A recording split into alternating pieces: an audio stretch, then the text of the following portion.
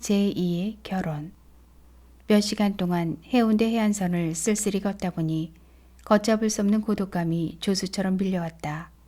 상욱은 그 고독을 떨쳐버리려고 부산진역으로 달려가 서울행 야간열차에 몸을 실었다. 지난 세월의 추억을 더듬어 보면서. 오선영, 당신은 참으로 따뜻하고 좋은 여자였어. 그리고 뜨거운 여자였어. 당신의 앞날에 영원한 사랑과 행복만이 함께하기를. 상욱은 다음날 새벽 서울역에 도착했다. 플랫폼에 발을 내딛자 싸늘한 새벽바람이 얼굴을 때리고 지나갔다. 집은 그대로 있을까? 문득 그 생각부터 들었다. 서울을 떠나 부산에 있는 동안 단 한 번도 안부를 전한 일이 없었기에 혹시 아버지가 서울집을 처분하였을지도 모른다는 생각이 들었다. 상욱은 공중전화의 다이얼을 돌렸다. 신호는 가는데 전화를 받지 않았다. 헛다란 심정으로 수화기를 놓으려는 순간 철커덕 하고 동전이 떨어지며 여보세요? 하는 잠이 덜 깬 여자 목소리가 들려왔다. 아, 아직 새벽이었구나. 저 새벽에 죄송합니다. 누구세요? 아, 저는 김상욱인데요. 전화 받으시는 분은 누구십니까? 아니, 학생들은님 아니세요. 저 덕평댁이에요. 아, 아주머니시군요. 그동안 별일 없으셨고요. 네, 지금 어디 계시는 거예요? 서울역입니다. 곧 들어갈 테니까 그리하시고 시골집에는 알리지 마십시오. 상욱이 서울집은 그대로 있었다. 아버지가 서울집을 처분하지 않았다는 것이 이상했으나 어쨌든 다행이었다. 상욱은 찬 새벽바람이 좋아 집까지 걸어가기로 했다. 왠지 차를 타고 싶은 생각이 들지 않았다. 서울은 마치 텅 빈 유령의 도시처럼 을씨년스러웠다. 이른 새벽이라 행인들이 없는 탓이었다. 남대문을 지나 진고개를 넘었다. 손님 없는 빈 택시들이 찬바람을 가르며 쌩쌩 달리고 있었다. 집에 도착하여 보니 아주머니가 대문을 활짝 열어놓고 상욱을 기다리고 있었다. 아이고, 학생들여님, 대관절 여지껏 어디에 계시다가 이제 오는 거예요? 어머님이 얼마나 걱정을 하시는지 아시긴 하세요? 어머니는 안녕하세요. 안녕하신 게 뭐예요? 며칠 전에 다녀왔는데 위중하세요. 도련님이 집을 나간으로 알아누워 아직도 못 일어나고 계신걸요. 어서 내려가 보세요. 아버님은요? 두문불출이세요. 상욱은 더 이상 집안의 안부를 묻고 싶지 않았다. 아주머니 저 없는 동안 이 집에 계셨습니까? 네, 아버님께서 이 집을 당장에 팔아버리시겠다는 것을 어머님께서 막무가내로 못 팔게 하셨지요. 도련님이 돌아오셔서 집이 없으면 어디로 가느냐며 한사고 말리셨어요. 그랬군요. 상욱은 자리에서 일어났다. 어디 가세요? 네, 집에 내려갑니다. 조반이라도 드시고 가세요. 상욱은 추워도 집으로 돌아갈 마음이 들지 않았다. 그러나 어머니가 몸져 누우셨다 하는데 안 내려갈 수도 없는 일이었다. 상욱은 시골집에 가더라도 결코 아버지를 보지 않으리라 다짐하고 장충동 집을 나섰다. 시골집에 내려와 보니 그야말로 초상집 같았다. 평소 누구보다도 건강하신 어머니였는데 그동안 얼마나 속을 끓이셨으면 저렇게 되었을까 싶을 정도로 가죽과 뼈만 앙상하게 남아있었다. 상우가 내가 죽지 않고 살아왔구나. 고맙다. 고마워. 어머니는 앙상하게 야윈 손으로 상욱의 목을 끌어안고 통곡을 했다. 어머니, 죄송합니다. 불효를 용서해 주십시오. 그래, 용서하고 말고. 이 애미는 내가 살아서 돌아온 것만으로도 고맙게 생각한다. 그래, 객지에서 얼마나 고생이 많았니? 어머니, 저는 어떤 일이 있어도 수빈이를 찾기 전에는 죽지 않습니다. 수빈이를 찾기 전에는요. 어머니는 상욱이 얼굴을 매만지며 서럽게 흐느꼈다. 그렇게 한동안 넋을 잃고 눈물을 흘리던 어머니가 상욱에게 물었다. 아버님은 배웠니? 아닙니다. 뵙고 싶은 생각 없습니다. 상호가 내 마음은 잘 알고 있다만 그래서는 안 되는 거야. 어서 사랑으로 내려가 인사 올리거라. 싫습니다. 제게는 아버님이 없습니다. 아니다. 절대로 그래서는 안 되는 게야. 아버님께서도 옛날의 아버님이 아니시다. 지난 일 많이 뉘우치고 계신다. 어서 내려가 인사 올리고 오너라. 상옥은 더 이상 어머니의 말씀을 거역할 수가 없어 사랑채로 건너갔다. 아버님, 저 왔습니다. 오냐, 어서 들어오너라. 아버지는 이미 상옥이 돌아온 것을 알고 있었다. 상옥은 마지못해 방으로 들어섰다. 아버지도 그동안 많이 수척해져 있었다.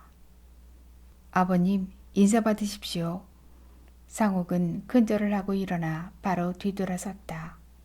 상옥아, 잠깐 개 좀 앉거라. 싫습니다.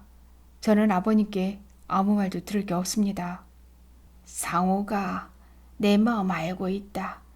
이 애비와 아무 말도 하고 싶지 않으리라는 거 알고 있다. 그렇더라도 잠깐 앉아보거라. 그토록 당당하고 완고했던 아버지의 모습은 간대었고 이제 그저 초라한 촐로의 모습으로 변해 있었다. 상호가 모든 잘못은 이 애비에게 있다. 내가 집을 나가고 없는 동안 많이 후회했다. 내가 너무 경솔하게 일을 처리한 것을 너에게 사과한다. 하지만 이미 엎질러진 물이 아니더냐. 이 애비의 허물을 너무 탓하지 말고 이제부터 마음 잡고 새 출발을 해다오. 이 늙은 애비가 살면 얼마나 더 살겠느냐. 얼마 남지 않은 애비 가슴에 한을 남겨 너에게 무슨 도움이 되겠느냐. 지난날에 경솔했던 허물을 사과하마. 상호가. 아버지는 목이 메어 간간히 말을 끊곤 했다. 주름진 눈가에 이슬이 맺혀 있었다. 물론 상옥에게도 가문의 종손으로서 가문을 지키고 핏줄을 이을 의무와 책임이 있다. 그것을 모르는 바는 아니었다. 그러나 아버지가 지난날 취한 행동은 잔인한 것이었다. 상옥으로서는 도저히 아버지가 용서되지 않았다. 아버님, 말씀 잘 들었습니다. 그리고 아버님 마음도 충분히 알겠습니다. 하지만 아버님께서 진정으로 지난 잘못을 후회하신다면 지금이라도 수빈 일가를 어디로 보내셨는지 말씀해 주십시오. 그리고 그들을 데려오도록 해 주십시오. 그러면 저는 아버님께서 하라시는 대로 따르겠습니다. 상호가 나도 그러고 싶다. 하지만 그럴 수가 없게 되었다.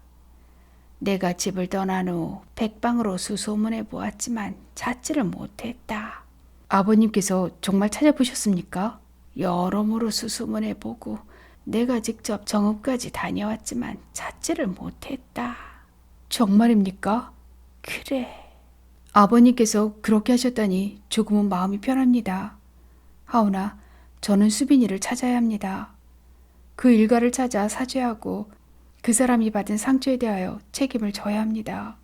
물론 지금의 제가 아버님께 불효하는 자식이라는 것도 알고 있습니다. 하지만 수빈이 이 가문으로 다시 돌아오기 전에는 아버님의 뜻을 따를 수가 없습니다. 용서해 주십시오. 이만 물러가겠습니다. 상옥은 아무 말 없이 깊은 시름에 잠겨있는 아버지를 뒤로하고 방을 나왔다. 안방으로 다시 들어오니 어머니가 누운 채로 상옥을 올려다 보았다. 아버님 뵙고 왔습니다. 이제 마음 편히 가지시고 하루빨리 쾌차하셔야죠. 그래, 고맙구나. 이젠 집에 있는 게지. 네, 염려 마십시오. 어머님이 쾌차하실 때까지는 아무데도 가지 않겠습니다. 상옥은 어머니의 손을 가만히 잡아보았다. 앙상한 뼈마디뿐인 어머니의 손이 상옥의 가슴을 아프게 했다. 그날 밤늦도록 동생들과 어머니를 간병하고 있는데 갑자기 문 밖에서 비명소리가 들려왔다. 일하는 아주머니의 숨 넘어가는 소리였다. 화장실에 다녀오던 아버지가 쓰러진 것이었다. 그 뒤 상옥 아버지는 몸의 일부를 쓰지 못하게 되었다. 지팡이에 의지해야만 간신히 화장실 출입을 할 수 있었고 마치 실어증에 걸린 사람처럼 말조차 제대로 못하게 되었다. 그러던 어느 날 어느 정도 원기를 회복한 어머니가 상옥을 불렀다. 상옥아, 내가 이런 말 한다고 너무 야속하다 생각 말고 들어다오. 너는 누가 뭐래도 김씨 가문의 종손이고 우리 집의 기둥이다. 그러니까 너에게는 우리 가문의 자손으로 마땅히 해야 할 의무와 책임이 있단다. 물론 내 아버님이 하신 일을 잘했다고는 말할 수 없다. 하지만 내 아버님이 아무리 잘못을 하셨다 하더라도 너는 그 아버지의 자식이 분명하고 따라서 천륜을 어길 수는 없단다. 만일에 내 아버님이 저러다 세상을 뜨신다고 생각해 보아라. 아버님은 가슴에 맺힌 한을 풀지 못하고 가실 게 분명하단다. 가문의 대를 잊지 못하는 한도 크실 텐데 불구가 된 며느리를 내쫓았다는 양심의 가책까지 안고 계시니 그 가슴앓이가 어떻겠니? 이런 내 아버지를 모른 척한다면 비록 네 주장이 아무리 옳다고 하더라도 그건 자식으로서의 도리가 아니다. 그러니 아무리 속이 상하더라도 내 아버님을 용서해드려라. 그리고 아버님 세상 떠나시기 전에 가슴에 맺혀있는 한을 풀어드려 편안한 마음으로 가시게 해야 한다. 이 애미가 너한테 하는 마지막 부탁이란다. 왜 대답이 없어? 알겠습니다. 그런데 제가 어떻게 해야 아버님의 한을 풀어드릴 수 있습니까? 고맙구나. 내가 이 애미의 부탁을 들어주리라 믿었다. 내 마음이 아직은 정리가 안 되었을 줄 안다마는 우선은 그 아이를 잊도록 하자. 그리고 결혼을 하는 게야. 그러면 내 아버님의 마음이 놓으실 거다. 아니, 그러면 저보고 수빈이를 버리고 또 결혼을 하라는 말씀이십니까? 그래, 지금으로서는 어쩔 수 없는 일이야.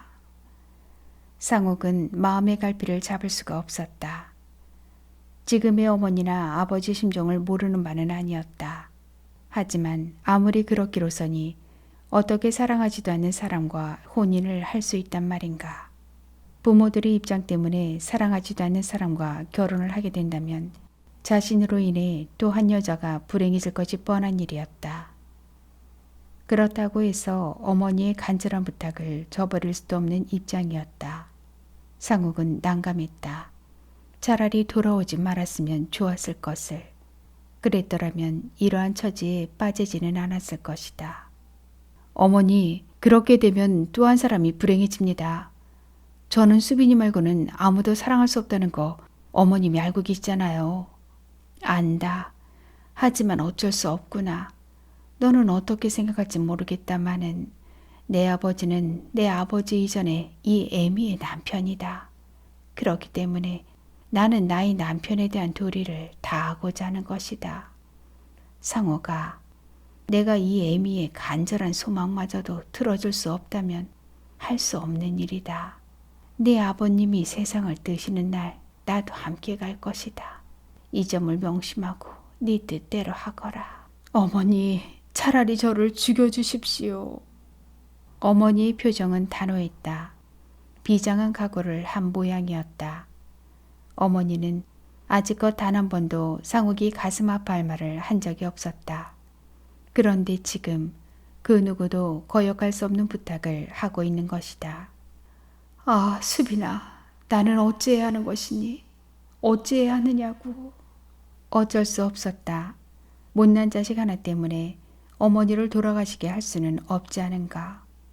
정녕 이것이 피해갈 수 없는 숙명이라면 주어진 대로 받아들일 수밖에 없지 않은가. 상옥은 도저히 빠져나올 수 없는 궁지에 몰리고 말았던 것이다. 상옥은 기가 막혔다. 달걀도 굴러가다 선은 뭐가 있다는데 이놈의 팔자는 언제까지 이런 고통을 받아야 하는 건지 알 수가 없었다. 알겠습니다. 어머님 뜻대로 하겠습니다. 어머니의 뜻을 따르겠다고 한 날부터 상옥의 결혼 준비는 일사천리로 진행되었다. 신부가 될 사람은 상옥도 잘 아는 여자였다. 그녀는 상홍된 토지를 소작하는 농부의 딸이었다. 여고를 졸업했는데 학교 다닐 때 왈가닥으로 소문이 자자하던 여자였다. 그러나 그것은 상옥과 아무런 상관이 없는 일이다. 그저 부모의 뜻을 거역할 수 없어 치르는 결혼이었기 때문이었다. 상옥은 자신의 결혼에 대해 아무런 흥미도 관심도 없었다. 상옥이 사랑하는 사람은 오직 한 사람, 유수빈 뿐이었다. 차라리 이렇게 될 바에는 부산의 오선영에게 부탁하여 위기를 넘겨볼까도 생각했지만 그렇게 되면 그녀를 너무 괴롭히게 될 것 같아 마음을 돌리고 부모의 뜻에 따르기로 했다. 그런데 상옥의 결혼이 확정되고 혼인날이 잡히자 죽음의 그림자가 드리우는가 싶던 아버지의 병환이 호전되는 것이었다. 상옥은 어쨌든 다행이라 생각했다. 상옥은 그동안 방관자로 있었지만 막상 결혼 당일에 이르자 속마음과는 상관없이 결혼을 해야 하는 자신의 무능한 처지가 한없이 원망스러웠다. 예정된 대로 상옥은 결혼식을 치를 수밖에 없었다.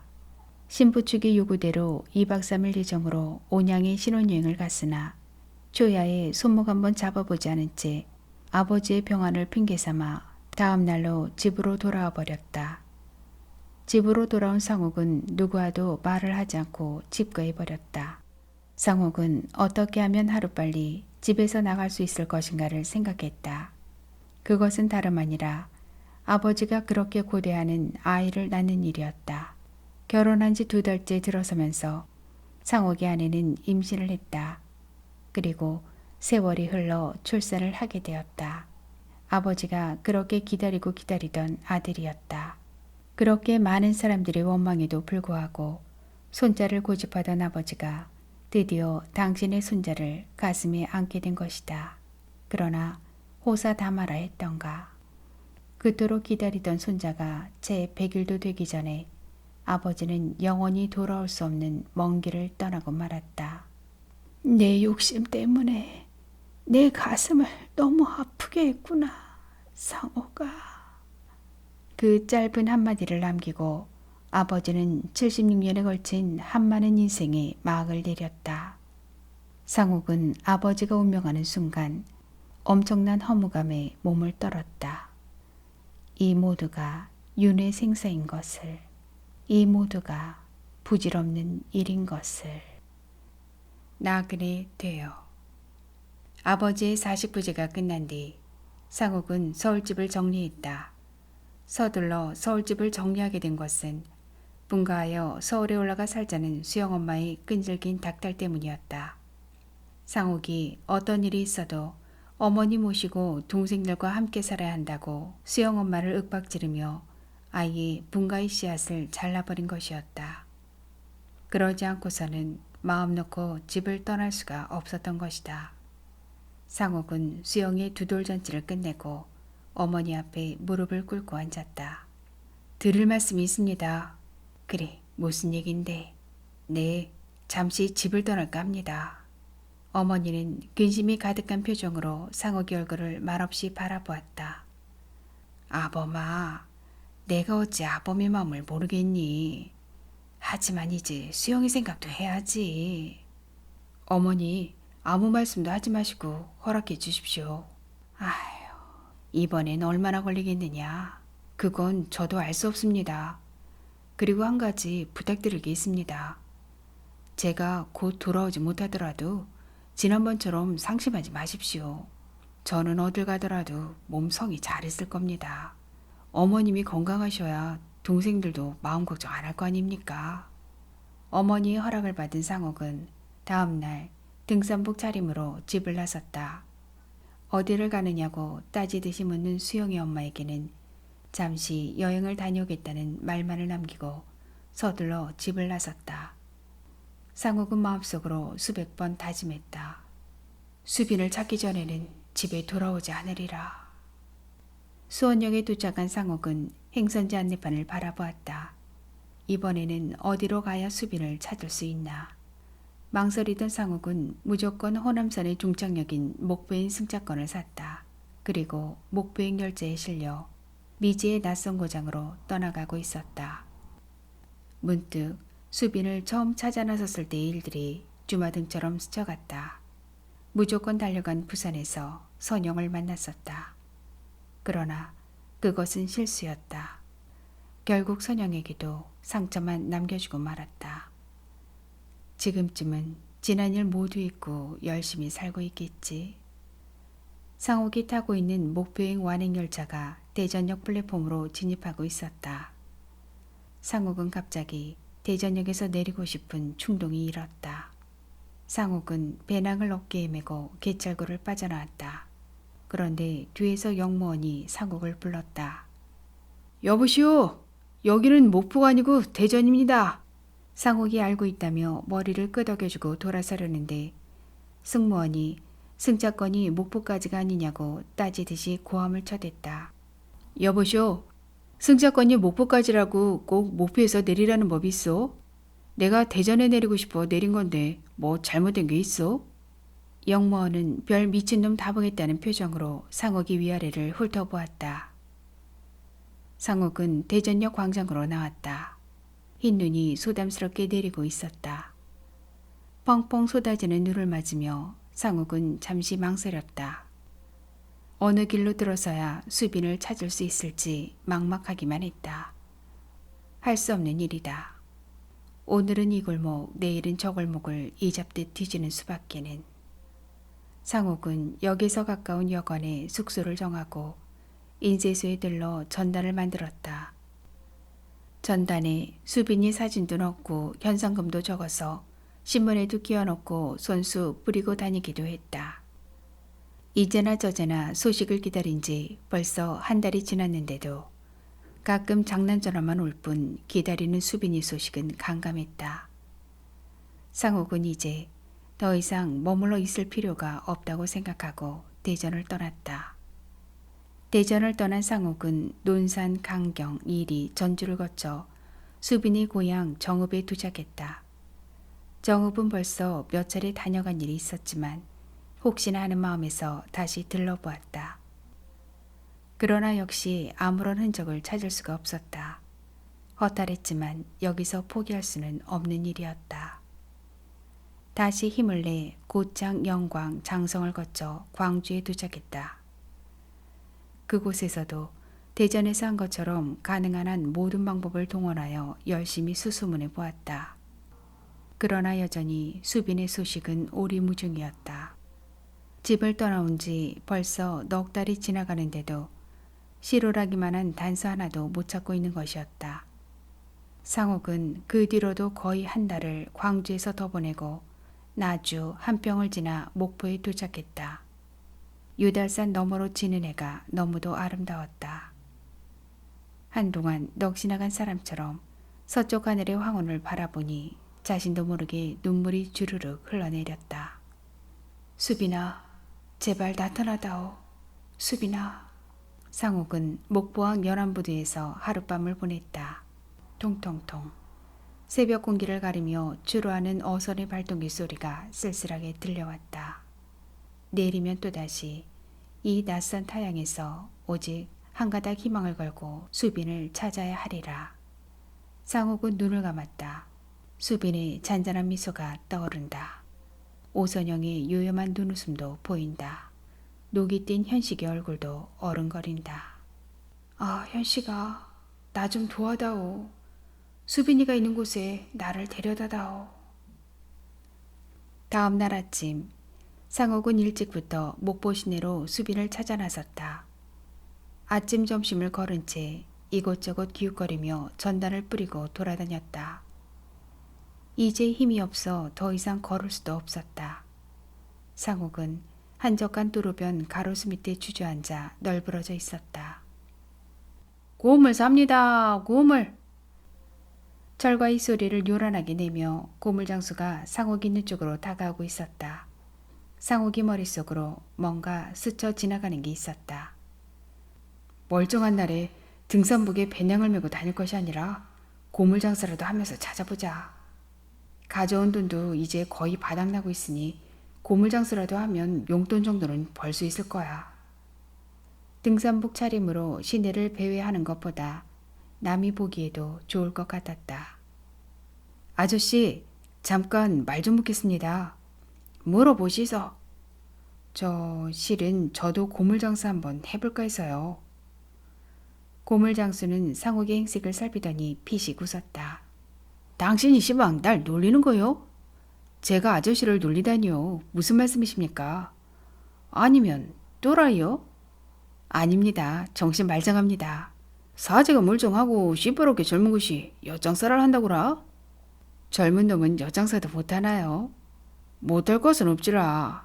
그래서 대기 참말로 엿장사 해볼라 그라요? 정말입니다. 별 요성한 사람 다 보겠는데 혹시 죄짓고 쫓기는 사람이요? 아닙니다. 그럴 만한 사정이 있어서 그럽니다. 아저씨, 어디 가서 대포나 한잔 하십시다. 술값은 제가 내겠습니다. 고물장수는 의아해하면서도 공짜 술에 구미가 당기는지 더 이상 묻지 않고 앞장서 걸었다. 상옥과 고물장수는 허름한 대포집 드럼통을 사이에 두고 마주 앉았다. 상옥은 왜 자신이 고물장사를 하고자 하는지를 말해주고 그 고물장수에게도 수빈을 찾는 전단을 수십 장 건네주면서 각별히 부탁을 했다. 아, 그런께 고물장수를 험시로 색시를 잡겠다. 이거요? 네. 내가 대건데 할 말은 아닌데 말이요. 그 샥시 찾는 거 포기하는 게 좋을 것 같은데. 왜요? 젠장 나도 말이요. 젊을 적에 기집년이 36일을 낳는데 나중에 찾아본 게 인연이 시퍼렇게 젊은 거하고 붙어서 살자뇨. 그래서 두 연놈을 직사게 패본졌는데 이것이 고소를 했단께. 그래서 세 바퀴나 돌고 나왔단께. 아저씨, 저는 말입니다. 그 사람이 누구하고든 정말로 행복하게 살고 있다면 그 사람의 행복을 축하해 줄 것입니다. 씨발, 빙신 육갑 보는 소리 말아야 현장을 목격해보란께. 그때도 그런 부처님 중간도막 같은 소리 나오나 말이여. 아따, 축하 좋아하네. 눈깔이 뒤집히는데 축하를요? 뭐 같은 소리 말더란께. 50대 중반의 고물장수는 막걸리 몇 잔에 도망간 마누라 욕을 해대며 흥분하고 있었다. 그는 마지막 남은 막걸리 사발을 쭉 들이켜고는 바쁜 듯 자리를 털고 일어섰다. 골목길을 빠져나온 고물장수는 상옥을 만날 때보다 더욱 신나게 철과일을 두드리며 앞장서 가고 있었다. 고물 삽니다. 고물 팔아요. 찌그러진 냄비 다 떨어진 고무신 입 떠버린 삼배 잔뱅이 짜기름 구독자 모두 받는단께요. 자, 고물 파시오. 고물. 젠장 고물 팔으란께. 고물 팔으란 말이여. 어이구, 오늘 재수가 온 붙는 갭인데. 상옥은 고물장수를 따라 고물상으로 갔다. 그리고 그곳에서 기본적인 상식과 요령을 배웠다. 사야 하는 것과 사지 말아야 할 것 등이 복잡했다. 무엇이든 쉬운 것이 없다. 리어카에 강냉이저럼만 싣고 다니면 되는 줄 알았던 고물장수도 알아둘 것이 많았다.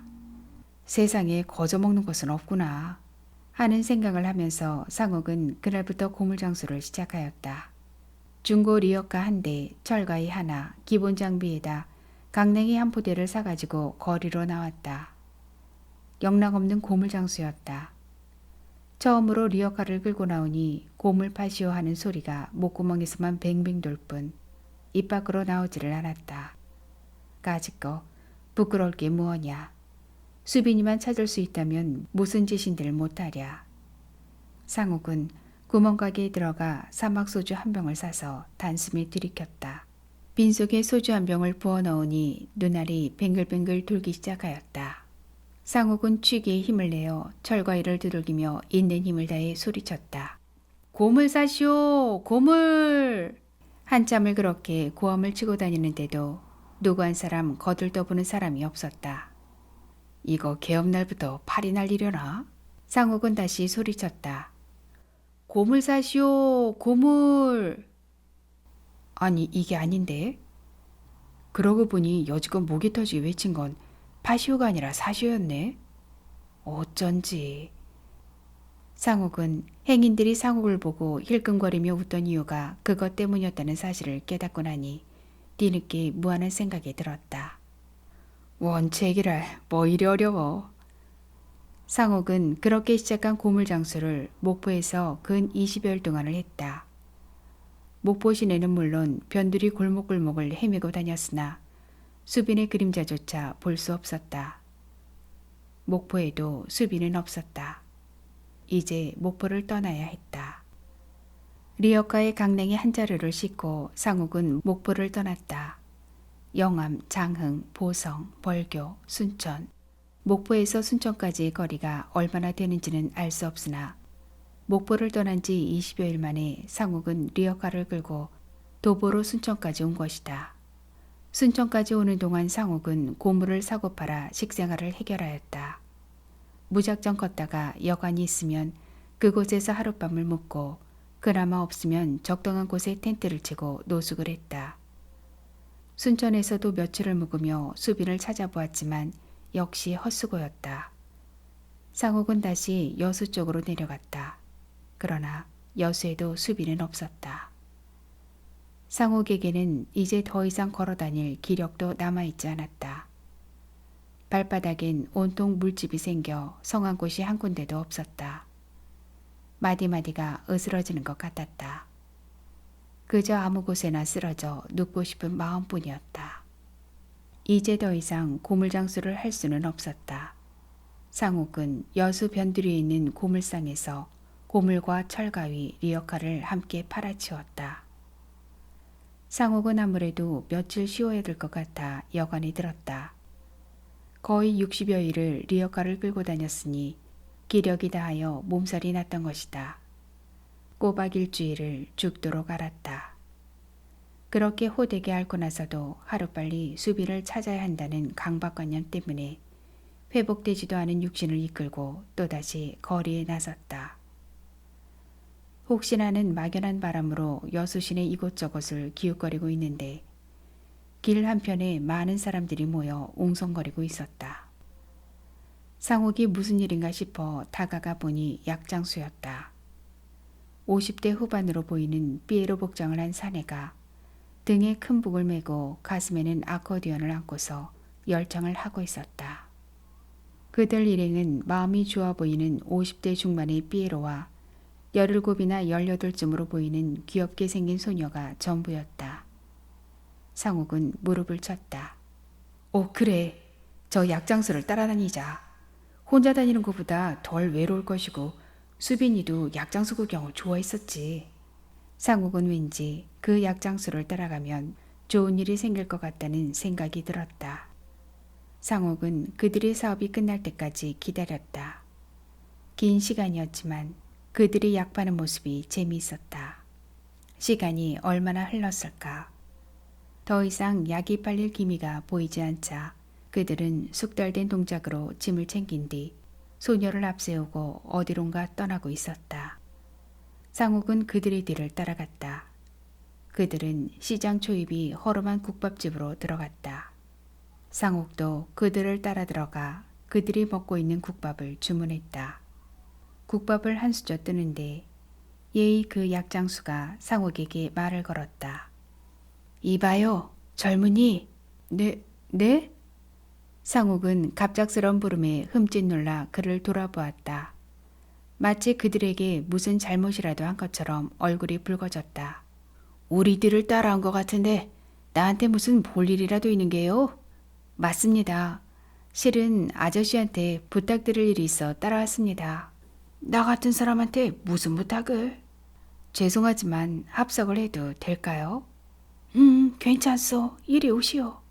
상욱은 무엇 때문에 이 국밥집까지 그들을 따라오게 되었는지 대강 설명해 주었다. 그러니 저를 데리고 다녀 주셨으면 고맙겠습니다. 저는 돈 같은 건 필요 없습니다. 그저 아저씨 자는 데서 같이 재워주면 되고 아저씨 드시는 데서 조금만 먹여주면 됩니다. 그는 한참을 생각하더니 상욱에게 물었다. 뭐 잘하는 특기 같은 거 있어? 특별히 잘하는 것은 없고요. 기타를 좀 칠 줄 알고 하모니카도 불 줄 압니다. 그래? 그럼 같이 한번 해봅시다. 상욱은 그날로 통기타와 하모니카를 구입해서 돌팔이 약장수 악단에 합류하게 되었다. 때로 여인 숙방에서 악기음을 맞춰보다가 주인에게 쫓겨나는 수모를 겪기도 했다. 상옥 일행은 새로운 기분으로 장사를 시작했다. 피에로 아저씨는 드럼과 아코디언을 연주하고 상욱은 기타와 하모니카, 그리고 소녀는 탬버린을 연주했다. 어설프지만 그래도 혼자 다니는 것보다는 한결 좋았다. 모여드는 구경꾼들 앞에서 그들은 신들린 듯이 노래를 불렀다. 노래와 연주가 끝나면 피에로 아저씨의 약선전이 시작되었다. 위장병으로부터 시작해서 그 약 한 병으로 못 고치는 병이 없었다. 그야말로 만병통치약이었다. 다음은 상욱이 차례였다. 상욱은 준비한 전단을 돌리고 수빈이 용모와 인적사항을 소상히 설명한 뒤 거처를 알려주시는 분께는 충분한 사례를 하겠다는 말을 덧붙였다. 그러고 나면 그날의 장사는 끝나는 것이다. 상욱은 돌팔이 약장수의 일원이 되어 여수를 시발점으로 광양, 하동, 삼천포, 마산, 진해, 창원, 김해를 거쳐 부산에 이르렀다. 상욱은 참으로 감개무량했다. 부산은 야와이 사장, 오선영이 있는 곳이었다. 부산을 떠난 지도 어언 3년이 넘었다. 선영은 그동안 어떻게 변했을까? 마음 같아서는 한 걸음에 달려가 만나보고 싶었다. 그러나 상욱은 찾아가지 않았다. 이미 아물었을 선영의 상처를 건드리고 싶지 않았기 때문이었다. 그리고 또다시 지난번과 같은 실수를 반복하게 될까봐 두렵기도 했다. 상욱 일행은 광안리, 송도, 해운대, 태종대 등에서 20여일을 묵으면서도 끝내 수빈을 찾지 못했다. 상욱은 선영도 만나지 않은 채 부산을 떠났다. 상욱은 또다시 정처 없는 발걸음을 옮겼다. 부산을 떠나 울산, 경주, 포항, 영천, 대구, 안동, 영주, 제천, 태백을 지나 삼척에 도착하였다.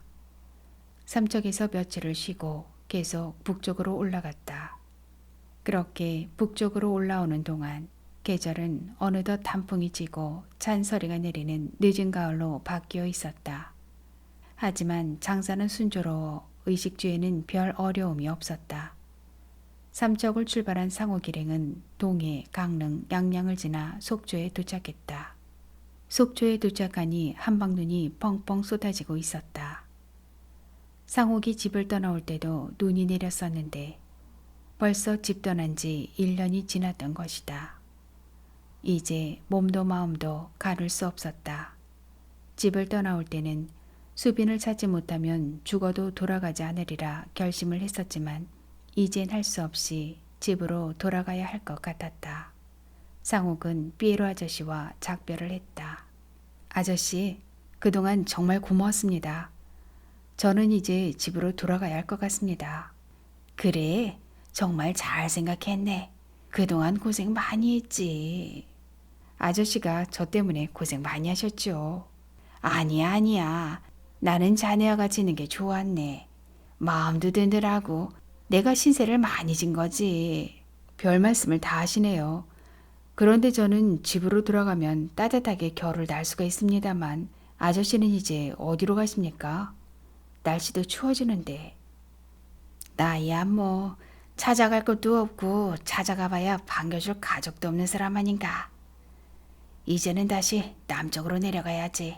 아무래도 아랫역이 따뜻하거든. 자신을 달래듯 말하는 피에로 아저씨의 얼굴에 한없는 쓸쓸함이 서려 있었다. 아저씨, 혹시라도 우리 집 근처에 오시는 일이 계시거든. 꼭 한번 들러주세요. 말이라도 고맙네. 인연이 있으면 다시 만날 수 있을 게야. 꼭 그렇게 되길 빌겠습니다. 잘 가게. 상욱은 남아있던 돈과 기타, 하모니카를 아저씨에게 건네주고 입고 있던 파카를 벗어 소녀에게 입혀주었다. 상욱은 솟구쳐 오르는 눈물을 꾹 눌러 삼키고 서울행 버스에 올랐다. 버스 안은 훈훈하고 따뜻했다. 창가에 자리를 잡고 앉아 밖을 내다보니 피에로 아저씨와 소녀가 눈물을 글썽이며 야윈 손을 흔들어주고 있었다. 하나님, 가엾은 저들에게 희망과 용기를 주십시오. 그리고 저들에게서 가난과 고독을 거두어 주시고 다만 따뜻한 마음과 영원한 행복만을 주시옵소서. 버스가 서서히 출발하였다. 차창 밖을 바라보니 눈물을 닦으며 손을 흔들어주는 두 사람의 모습이 멀어지고 있었다. 상욱은 그들과 아쉬운 작별을 한 뒤 이 생각 저 생각에 갈피를 잡지 못하다가 쏟아지는 졸음에 잠을 청했다. 얼마쯤 잤을까? 누군가가 상욱의 어깨를 거칠게 흔들어댔다. 여보세요. 자기 집 안방인 줄 아나? 아휴, 이 냄새. 눈을 떠보니 버스 안내양이 앞에 서 있었다. 쌀쌀맞은 안내양이 목소리에 정신이 번쩍 들었다. 지금 뭐 하고 있는 거예요?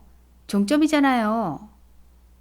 창밖을 내다보니 벌써 마장동 시외버스 터미널이었다. 안내양은 뭐 이런 사람이 있나 싶은 표정으로 상욱을 쏘아보고 있었다. 몇 달 동안 세탁 한 번 안에 냄새나는 작업복에다 자랄 대로 자란 수염으로 눈과 코만 겨우 보일 정도니 빌어먹는 거지로 본 모양이다.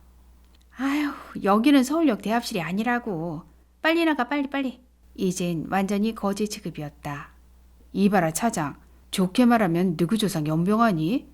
내 밑으로 한 3대 차장 해먹거라 이 가스나야. 상욱은 안내양을 잔뜩 약올려주고 자리에서 일어나 천천히 버스에서 내렸다. 아우 푸네, 뭐 저런 새끼가 다 있어. 상욱이 등 뒤에서 안내양의 앙칼진 욕설이 들려왔다. 니김이 어떤 놈이든 싸움이라도 한판 붙었으면 속이라도 시원하겠다. 죄 없는 안내양에게 괜한 심술을 부리고 나서도 상욱은 영 속이 풀리지 않아 버스 주차장을 향하여 소리를 질렀다. 야, 수빈아!